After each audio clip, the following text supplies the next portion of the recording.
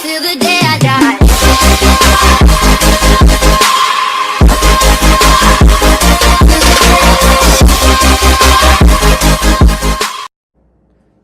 السلام عليكم ورحمة الله وبركاته. halkaad iga daawanaysaan waa YouTube channelkayga Cabdalla Muxya. Soo dhawaada saaxiibayaal. insha Allah maanta waxaan ka hadli doonaa safarkaygii lotteriga min bilow ilaa dhammaad insha Allah. sidaad iga wada codsateen baduu Ilaahay raadi insha Allah. sidaad la socotaan waxaan ka mid ahaa guuleystayaashii lotteriga 2017kii DV Lottery 2017. lotteriga waxaan xareystay 2015kii wuxuu ii soo baxay 2016kii kadibna waxaan soo baxay anigana 2017kii. markii aan koo xareysanayay 2015kii October ay ahayd. sidaa la socotaan DV lotteriga waxaa la furaa sanad walba October. so 2015kii October aan xareeyay ama 2015kii October aan xareeyay. jawaabtan waxaa lagu dhawaaqaa ama la soo saaraa ama aad fiirsanaysaa May sanad walba. so marka waxaan fiirsaday jawaabteyda May 2016 ama May 2016. kadib intaa waxaa xigay guuleysto kasto wuxuu buuxiyaa form la yiraahdo DS260. formkaas dadka qaar waxay dhahaan ciyow inaad buuxisaa fiican ama inaad hore ciyow u dirtidaa fiican. isla markiiba horaan ka buuxinay isla May 2016kii baan formkii buuxiyay ee DS260 ahaa. isla markiiba waxay ii soo direen email ay igu dhahayaan formkaagii waa helnay. xasuusin waqtigii anaga aan xareysanaynay lotteriga markaasayta laguma xareyn jirin passport sida hadda passport sharci la isaga dhigay. run ahaantii way ka fududeed waagaasayto hadda markii taxaadarkan la joogo. kadib intaa waxaa xigtay case numberkayga aan idin xasuusiyay. case numberkayga wuxuu ahaa 41386. yani case number aad u fogaan haystay. waa sababta keentay in interviewgayga uu gadaal waqti dambe la ii soo diray interview. kadib markii aan buuxiyay form DS260 waxaa la ii soo diray interview inaan maro maadaama aan haystay 41000 case number ah. March 28 2017 yani March 28keedii 2017 in la ii soo diray warqadda interviewga oo interviewgana aan marayay May 22 2017 oo ahayd maalinkan safaaradda tagay. markaad lagu soo diro in warqadda interviewga ilaa laga gaaray interviewga waxaa u baahan tahay inaad stepsyo badan martid. halkaan interview ka marayo waxay ahayd Masar oo aan markii horeba aan joogo aan ka xareystay markii aan lottery xareysanayay. marka waxaa jirta stepya la maro. waa inaad caafimaad soo martaa, waa inaad faraboolis soo martaa, waa inay ku diyaarsan yihiin shahaadadaada dhalashada, waa inay ku diyaarsan yihiin heerka waxbarasho aad ka gaartay aad ku apply gareysta markaad apply gareynaysa markaad buuxinaysa formka DS260. wadan walba uu kala duwan yahay shuruucdiisa iyo meesha laga maro muxuu ahaa caafimaadka iyo faraha iyo wax oo dhan. faraha iyo caafimaadka iyo wax oo dhan waxaa lagaaga baahan yahay week ama 2 week ka hor interviewga inta aadan marin.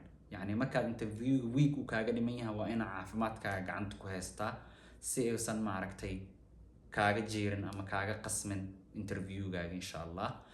kadib waxaa xigtay inaan safaaradda tago oo aan waraaqadahaygii iyo documentyadeydii iyo wax oo dhan ii dhameystiran inaan safaaradda tago oo aan tusiyo oo aan dhiibo waraaqadihii iyo wixii liiga codsaday maaragtay ku xusnaa ama aan ku xusay formkii DS260 ahaa.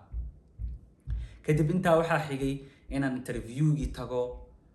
baasaboorkayga oo copy ah, baasaboorkayga original ah, iyo waraaqadahaygii oo original ah iyo waraaqadahayga oo copy ah iyo sawirkii iyo lacagta viisada maaragtay oo markaas ay $330 la iska rabay oo aan markaa maaragtay viisadii lacagteeda aan ku bixinayay. ma aqaan hadda inay isbedeshay ama inay weli sidii tahay, balse groupkaygii dadkii aan isla marnay anigaan ila hadlaayo waxaan bixinay $330 oo interviewga oo yani viisada ah. kadib markii la iga wada qaaday formkaygii iyo wixii oo dhan waxaa la iigu yeeray interviewga inaan maro oo waqtigeygii markii la soo gaaray because dad badan ay iga horeeyeen. 3 su'aal kaliya ayaa la weydiiyay interviewgii. kolley asxaabtaydii iyo dadkii aan isla marna isku gruupka aan ahayn iyo dadkii iga horeeyay waxay igu tilmaameen ninka ugu nasiibka badan inaan ahaa oo su-aalahaas aadka u yar iyo su-aalaha aadka u fudud la weydiiyey. saddexda su-aal waxay ahaayeen goormaad Masar timi, goormaad Soomaaliya kasoo tagtay, iyo jaamacadda maxaad barataa. saddexda su-aalaan ka jawaabay. nin caddaan aha iga qaadaya interviewga, kadib wuxuu isiiyey waraaqad ay ku qoran tahay administrative process oo igu yiri anaga kula soo hadleyno 3 week ilaa 4 week, yani 1 isbuuc ilaa 4 isbuuc kadib aan kula soo hadleynaa insha Allah. run ahaantii dadkii aan interview isla marna qaarkood waraaqad isla approve-kii hore laga soo siiyey ma aqaan sababtay aniga warqadaas ii siiyeen, balse waxay igu dhaheen reject kumaynan dhihin, approve-na ma ahan, يعني كمان أقولان كمان أنا نديدين بس administrative process waxaa laga wadaa macnihi يعني investigation ama waa lagu soo baaraya ama يعني processkaaga waxaan gelinaynaa hakad. kadib gurigaygaan iska imaaday, wiigi koowaad la iima soo jawaabin, wiigi labaad la iima soo jawaabin, wiigi saddexaad marka meel waxaa jirto laga fiiriyo processkaaga meesha uu maraayo. wiigi saddexaad dhammaadkiisii ee waxay ii soo geliyeen meesha laga ogaado website-ka. insha Allah waa idin soo qori doonaa meesha laga ogaado markaad interviewga maraysid iyo markaad fiisadaada yani numberkaaga meeshuu maraayo markaad interviewga sugaysid waxaas oo dhan insha Allah. wiigi saddexaad markuu dhamaanayay waxaa la ii soo geliyay approved, yani waa ku approve gareena oo fiisada waa ku siineynaa.